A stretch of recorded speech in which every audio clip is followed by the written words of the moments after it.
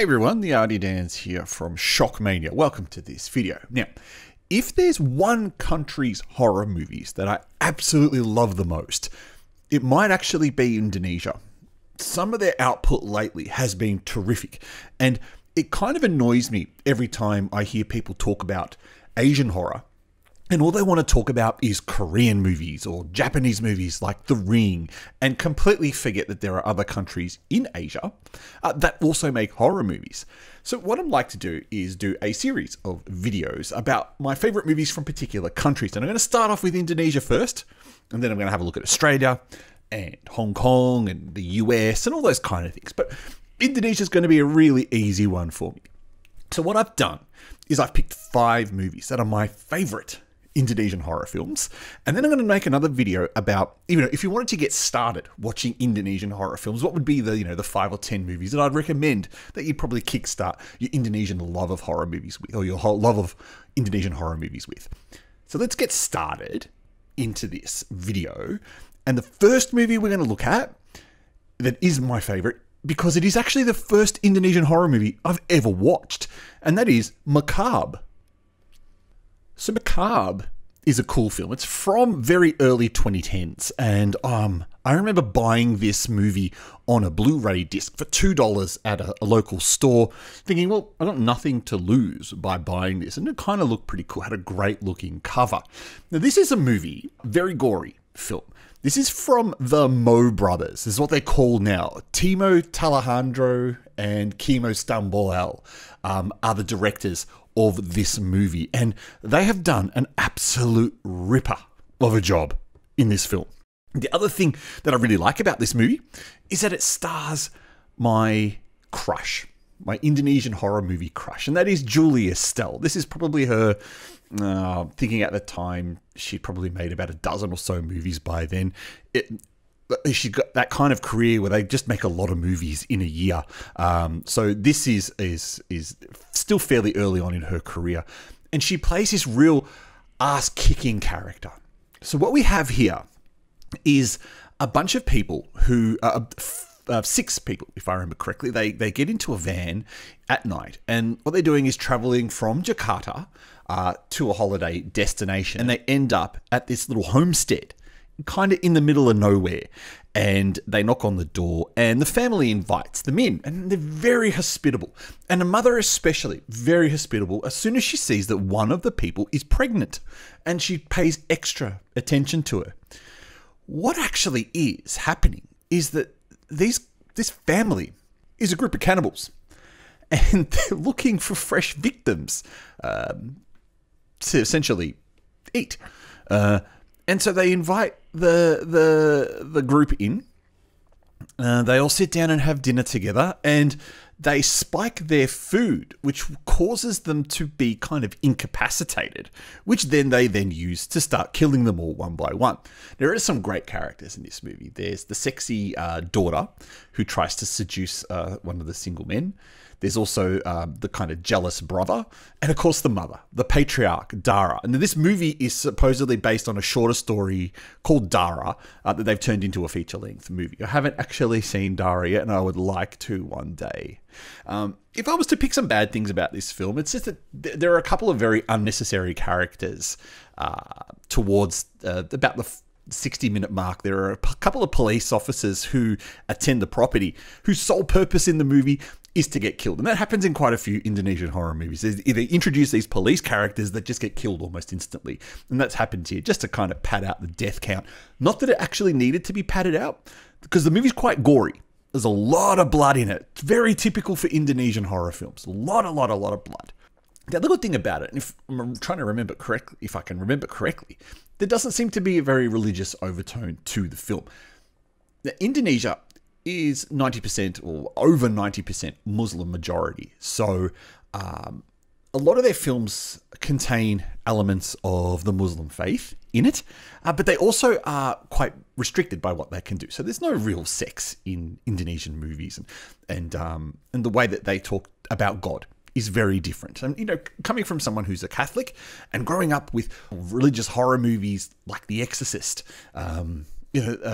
those conjuring type movies that all have those kind of religious elements added to them.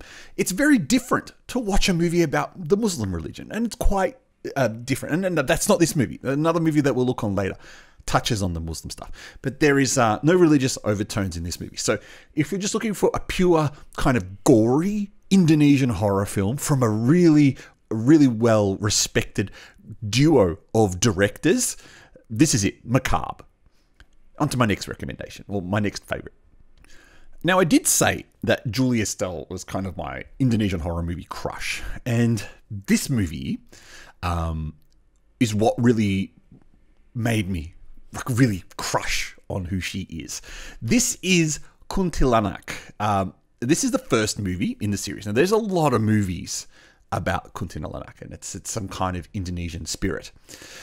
This movie is also known as The Chanting, which I believe, if you try to look for it on more Western sites to watch, The Chanting is what it will be classed as, because they've reused the name Kuntilanak for the movies that were kind of done a couple years ago. So the director of this one also went on. His name is Rizal Montovani. He went on and remade these movies more recently, and part 3 was only released 2022 in the cinema in Indonesia. I haven't seen that new trilogy. I've only seen this original trilogy, and the first movie, Kuntilanak, I think is absolutely fantastic. This movie is about a young girl who goes to stay in a boarding school. Very old boarding school, and it's separated. One floor is women, one floor is men, and she sees this mirror in her room and notices that the matriarch of the house is chanting or humming this particular theme, hence the name Chanting in English. And this chant triggers a memory in her where she hears this chant and it just kind of snaps. There's some quite cool and creative deaths in this movie when she gets under the spell of the chant and the Kuntilanak is invading her body. I love this film, really do. However, I don't really like the sequels to it. I vaguely remember part 2, and part 3 was just awful. It's what happens when you've made a popular series of movies and you really just need to pump out a sequel. And part 3 is just kind of that thing where she is a hitchhiker. She meets up with all of these other people who go hiking in the bush. No mobile phone reception. They all start slowly getting killed by the Kuntilanak. I think you should watch this first one. But like I said, be careful with this one, because a lot of people will get it confused with the remake that came out, I think, in 2016. It's not the one you want. You want the 2006 version if you're going to watch it. And this is with Julia Estelle. Is in her 3rd ever movie role. I believe she's 17 or 18 when she did this movie. So it is one of her first evers, and I think she does a great job. So that's Kuntilanak. On to the next one. Now, I'm kind of sorry to recommend this next one, because unfortunately, you'll never get a chance to watch it. It's called Pocong, and this original version, I think from 2005, 2006 as well, is banned in Indonesia completely. You can't find it. It's also known as Shrouded, but again, can't find the version. The way I got it was a friend of mine contacted me and said, "Hey, I've got this movie that's banned in Indonesia. Would you like to watch it?" And I thought, well, hey, why not? Everyone likes to watch those kind of movies. And so I watched it, and it was absolutely fantastic. So this movie is about, well, firstly, the reason why it was banned. The movie was banned because it uses the Reformation period of Indonesian history, which is about 1998, uses the riots that happened during the Reformation period as a backdrop for the movie. Specifically about what happens to the family in this movie. So all of a sudden one day the riot hits their town and the mother, father and daughter get killed, and the son survives. And they get killed by this violent mob because they're accused of being... My histories about the Reformation period is not the best, but they're accused of being Chinese Indonesian rather than Indonesian Indonesian, and the crowd just turns on them and kills them straight away, because that's what they were doing. They were looking for particular people to hunt down and kill these crowds. So it uses, I believe, actual footage from the riots in the film. And of course, that being a sensitive subject in Indonesia caused the film to be banned. Investors, look, it's a low budget film and it comes across low budget. When you watch it and look at the footage I'm showing on the screen, it has a very VHS or shot on video feel, even though this movie was set to release theatrically. Now, that could just be because the copy that we have is not mastered in HD. We've only got an SD copy of the film. And that's very likely. So thus it has this kind of feel. But you can tell just by looking at it. It's a lot of very, very tight close-ups. The movie feels claustrophobic. And that's the way, that's clearly something that the director of the film intended to make about the film. He wants to make you feel uncomfortable and he wants to make you feel a little bit claustrophobic when watching this film. What is a pocong, you're asking? Good question. And this is unfortunately where the religious element comes in to the film. The pocong has something to do with the Muslim faith. And when a person gets buried, their body is covered in a shroud, which is that white garb, and it's tied at the top. And from what I understand, the Muslim faith says that after 40 days, that the tie must be undone, the shroud must be opened to allow the spirit of the body to be set free, and thus it can continue on onto the afterlife. However, if that fails to happen, the body then stays. The spirit then stays on Earth looking for someone to untie its shroud for it, and thus it, gets misconcepted as an evil spirit or something evil. And hence you see the pocong a couple of times through it. The pocong is the daughter, and she dies a very violent death in the movie. She gets raped, and then she gets killed by the crowd. This all happens in front of her brother.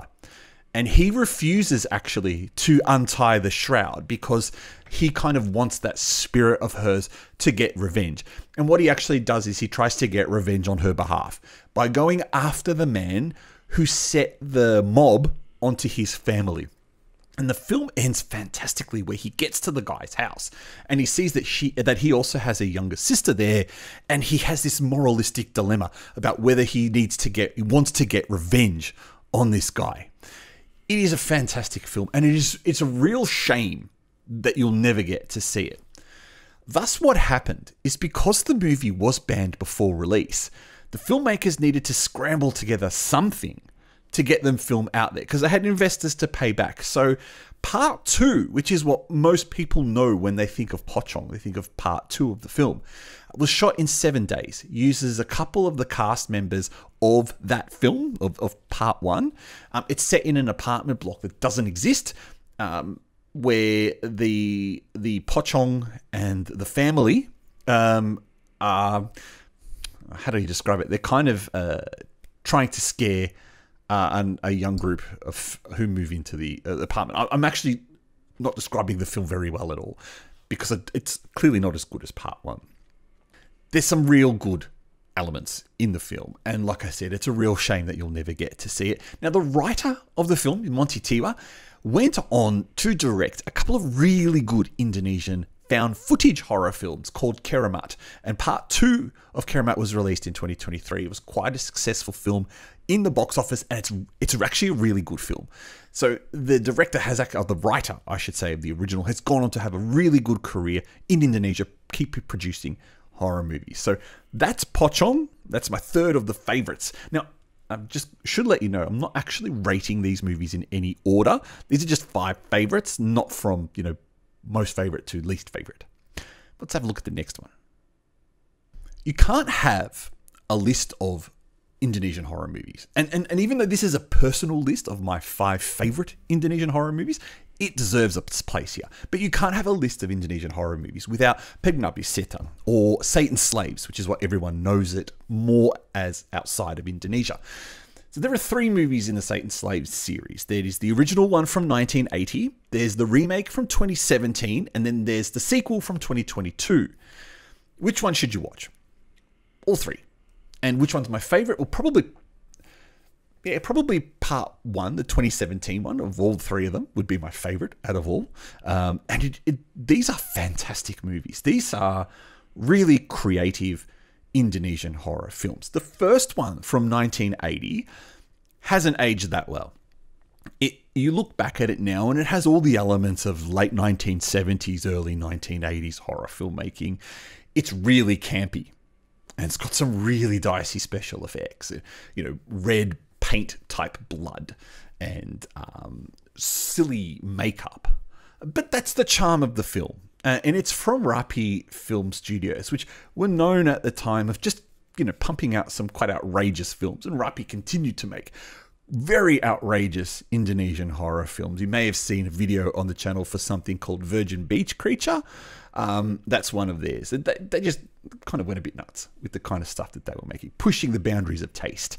And they were also behind the two Satan Slaves movies. Now, who's the person behind the movies? Well, it's none other than Joko Anwar. Joko Anwar had mentioned that the original one was part of his inspiration for getting into Indonesian horror filmmaking, and thus he wanted to make a tribute to the film. And I think everyone can safely say he's done an outstanding job with the 2017 version of doing that. Now, if you want to watch other Joko Anwar productions, I would seriously recommend The Forbidden Door from, I think it's 2009, 2010, one of his earlier films. It's a real kind of head scratch, head effing kind of movie where about this artist and some paintings and some people that he meets. A fabulous, fabulous movie. So Joko Anwar certainly knows his shit when it comes to making horror films. He's also the man behind Impetigore from 2019, which was quite a big deal back at the time when that came out.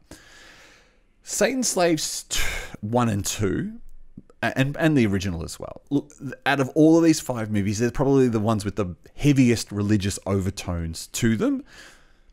It's not in a negative, though. It's not in a way that will stop you from wanting to watch the film. And certainly, part 2 has a very gory kill in it with the elevator shaft. And if you've seen it, the little girl standing there and the elevator falls down and she just gets covered in blood. It's quite awesome. Part 2 actually kind of reminded me a little bit of, it's going to sound really silly, of The Raid, because it's set in this apartment complex. And if you've seen The Raid, it's set in that apartment building where they've got to work their way to the top floor. And this is quite similar. In the top floor, there's something hidden there that is the key to what's going on in Rina's family. Part 2 does go a long way to try explaining a little bit more about what happened to the mother, how she got involved in the cult, why the cult's kind of taken over their family, what's kind of happened to her father as well, and her youngest brother who goes, missing, gets killed, goes missing in part 1, ends up in part 2 as well. You see all that kind of stuff. It's a really great way of how it ties the films together. Yoko's done a great job with part 2. So if you wanted to watch them, I think you should definitely watch part 1 from 2017, then watch yourself part 2 from 2022. And then if you can find it and you feel a bit nostalgic and want to see the roots of the Satan Slave series, go hunt down the 1980s version as well. You won't be disappointed with any of these 3 movies, but that's probably the order you should watch them in. Now, on to the last movie that I would say would be my favorite. No, one of my favorite Indonesian horror films. Now, when you think of Asian horror cinema at all, slashers is not the genre that comes to mind. You get a lot of religious or a lot of spiritual movies, a lot of ghosts and spirits with grudges, but not slashers. Slashers is the domain of American cinema. We all know that. The Friday the 13th, the Texas Chainsaw Massacres, the Halloweens. They're what America's good at. Slasher films, right? But Indonesia's tried. And with The Doll, they did it. Now, The Doll is a series. And the one specifically I'm looking at is The Doll 3. That's the newer one of all of them. I haven't seen the other Doll movies. There are 4 in the series. There's 1, 2, there's a spin-off, which has a female doll, and then there's this one, part 3. Also, don't get confused with the fact that there is a Mongolian film, yep, also called The Doll from 2015. It's such a generic title that it's really easy to get these kind of films mixed up, but you'll be able to tell the Indonesian ones. This movie is very, very, very clearly inspired by Chucky, and it makes no secret that that's what it does. In fact, in part 3, the doll comes to life because the soul of a dead boy is put into the doll. So, it follows the whole Chucky plot to a T. And Chucky, and then the doll comes to life. And the only difference is, Chucky was already a serial killer murderer, and he did his own possession into the doll. In part 3, it's just a little boy who has a bit of a grudge against his sister's new fiance, because he feels like that his relationship with his sister is going to suffer, because the new fiance will take up all of her time. They don't have parents anymore. But the sister's the one who brings the doll back because she really misses him. The doll looks cool. I have to admit, the doll looks cool. And even though it looks silly, and you know it looks fake, and everything's fake about the film, you know it, right? The doll still looks great. And then the mouth moves, it talks, but clearly the mouths are not synced up. Who cares, right? It's a lot of fun. This movie actually reminds me of the kind of horror movies you'd get in the mid to late 90s from Hollywood. The kind of movies that just didn't give a shit. They're there to have fun. They're there to entertain you for 90 minutes. They weren't pushing political messages or any kind of agendas. There's no forced diversity in this film. There's no any of that stuff, right? It is just a pure kind of slasher horror film. The good thing is that, look, the deaths are not original or overtly gory. Maybe the 2 police officer deaths. And again, just like I said with Macabre, introducing 2 police characters for the simple purpose of killing them off and nothing else. And that's exactly what happens again in this movie too.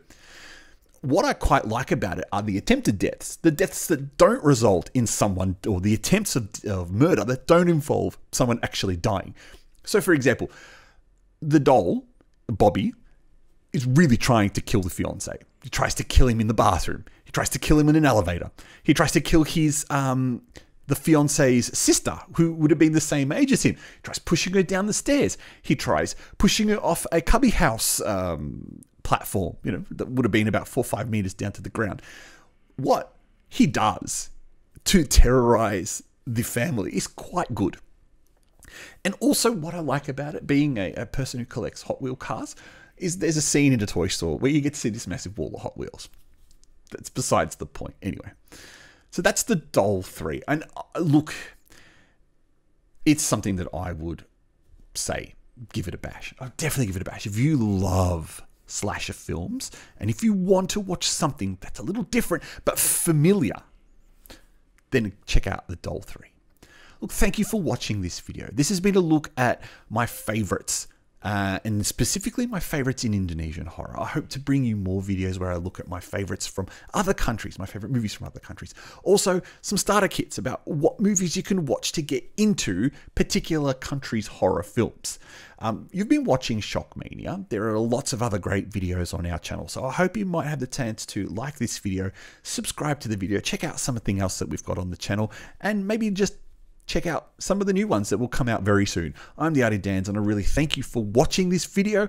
I'll catch you next time. See you then.